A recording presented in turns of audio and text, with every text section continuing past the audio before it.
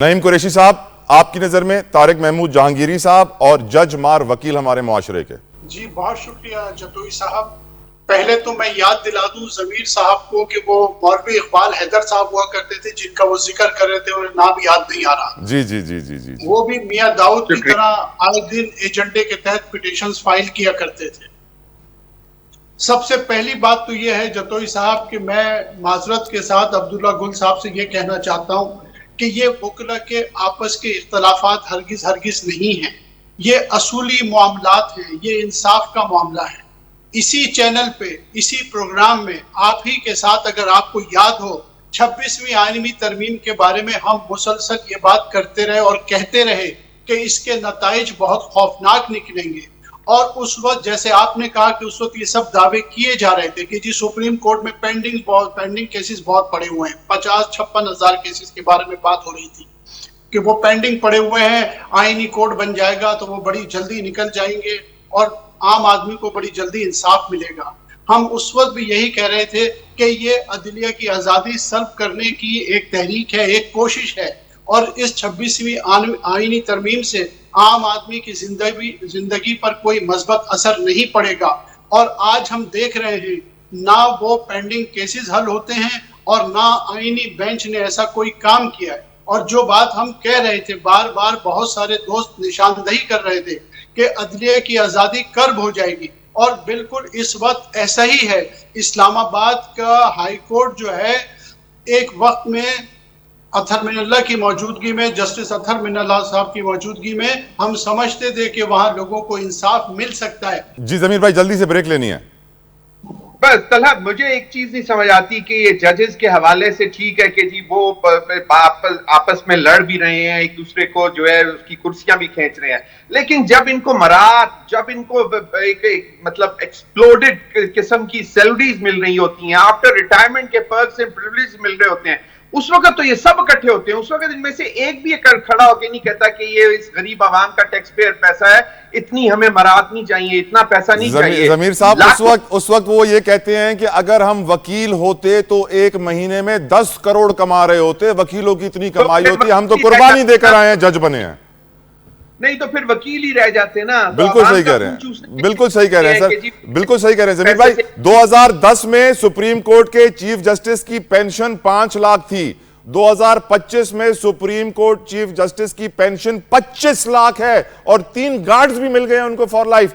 اس بات سے پوری قوم واقف ہے کہ سپریم کورٹ میں جسٹس منصور علی شاہ، جسٹس منیب اختر خط و کتابت کرتے ہیں، اپنے رائے کا اظہار کرتے ہیں، اختلاف کرتے ہیں اور پرابلمز کو ہائی لائٹ بھی کرتے ہیں. اسی طریقے سے اسلام آباد ہائی کورٹ میں بھی ججز جو ہیں وہ بھی سب کو معلوم ہے، محسن اختر کیانی صاحب، بابر ستار صاحب، سردار اعجاز اسحاق خان صاحب، سمن رفعت صاحبہ، طارق محمود جہانگیری صاحب، یہ سارے وہ ہیں جنہوں نے خط و کتابت کی تھی اور اب بڑی مشکل میں آ رہے ہیں. خیر ہم یہ بھی جانتے ہیں کہ یہ وہ ججز ہیں جن کے پاس بڑے بڑے کیسز لگے تھے. فار ایگزامپل بابر ستار صاحب، آڈیو لیکس کیس ان کے پاس لگا تھا. اب انہوں نے ایک بڑا فیصلہ سنا ہے، چیئرمین پی ٹی اے کو عہدے سے ہٹانے کا فیصلہ ہے. چیئرمین ہیں جنرل حفیظ الرحمان صاحب اور ان کو ہٹا دیا گیا ہے. اب انہوں نے اپیل دائر کر دی ہے اور ایکسپیکٹ یہ کیا جا رہا ہے کہ 2 یا 3 ججز کا بینچ اس کیس کو سنے گا اور بڑے چانسز ہیں کہ ان کو بحال بھی کر دیا جائے گا، کیونکہ اگر ان کو ہٹایا گیا تو پھر چیئرمین نادرہ کا مسئلہ آ جائے گا، دوسرے پرابلمز آ جائیں گے.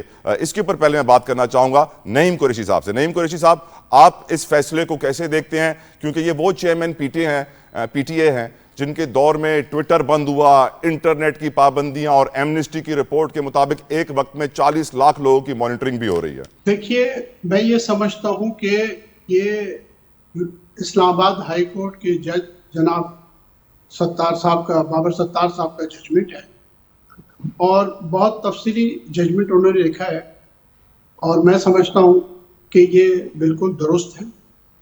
اور جس طرح سے ہم بہت اہم اداروں کی سربراہی جس طرح سے ہم لوگوں کو دے رہے ہیں، تو حقیقت یہ ہے کہ اگر ان کی اپوائنٹمنٹ کو اسی طرح جی نعیم صاحب کنٹینیو پلیز.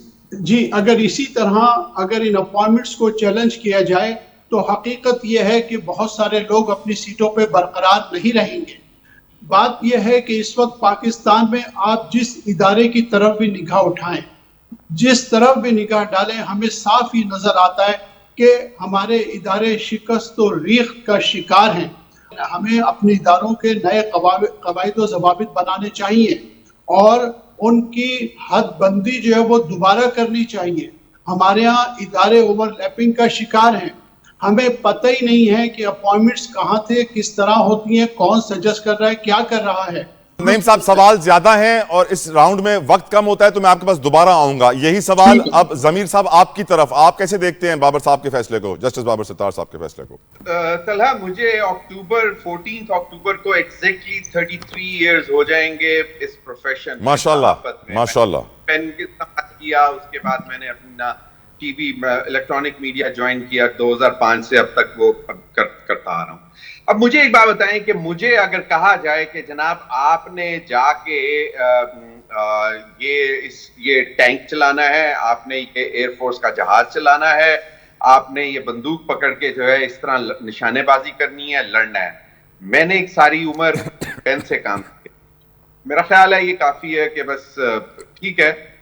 हम हमेशा, मैं समझता हूं कि एडमिनिस्ट्रेटिव प्रोसेस पे ठीक है, right man for the right job वाला कॉन्सेप्ट ये हो गया हुआ है कि आपको ठीक है कंट्रोल चाहिए तो फिर ठीक है, मतलब वो तो है। लेकिन मैंने जो समझता था, मैंने कह दिया कि if after 33 जमीर भाई, आपने मुझे वो कोट याद दिला दिया। You didn't say anything in particular, but you said it really well though. इस बात में कोई शक नहीं है, आपने बड़ा क्लियरली सब कुछ कह दिया है, समझने वाले के लिए काफी है। यही सवाल अब्दुल्ला हमीद गुल साहब आपकी तरफ। देखिए जी, वो जमीर साहब ने नाम पूछा था, वो दूसरा नाम था शाहिद और रई साहब थे जो मुस्तकिल केसेस करते थे। दूसरी जानिब जो है वो, अगर आप ये देख लीजिए जिस तरीके से अभी बात की गई, आप ये मुझे बताइए कि जब वकला खुलेआम फायरिंग करते हैं, जब वकला जो है वो जिस अंदाज के अंदर घिराव जलाव करते हैं, जब वो कानून की धज्जियां उड़ाते हैं और अदालतों में जाके जजों को मारते हैं, क्या उसको जस्टिफाई कर सकते हैं हम? गो के मैं वकीलों का बड़ा एहतराम करता हूं, लेकिन ये जस्टिफाइड एटीट्यूड नहीं है। जब वो पुलिस को मारते हैं, जब वो पुलिस को मार मार के लहूलुहान कर देते हैं, क्या ये जस्टिफाइड एटीट्यूड है? तो नहीं है। दूसरी बात यह है, क्या वजह है कि ये तमाम जज साहिबान, अब तो बड़ा खुलेआम बात है, मतलब मैं आपको बताऊं कि मेरी पार्टी का इलेक्शन कमीशन का केस है, तो वो मुझे वकील साहब ने बोला, मैं अभी नाम नहीं बताऊं, कुछ नहीं, उन्होंने कहा कि जनाब वो जो एंटी एस्टैब्लिशमेंट जो जजेस हैं उनके सामने केस ना लग जाए, वरना उन्होंने कोई सुननी नहीं है और आपके खिलाफ जो है वो चले जाना। अब आप मुझे बताएं ये किस किस्म का माहौल बन रहा है? यानी कि अब anti establishment and pro establishment और पता नहीं न्यूट्रल और नॉन न्यूट्रल जजेस। भाई जज तो जज होता है और उसका काम इंसाफ देना होता है, उससे 26वीं आईनी तरमीम हो या 27वीं हो या 25वीं हो, मेक्स नो डिफरेंस। जज का काम, हमने वो भी तो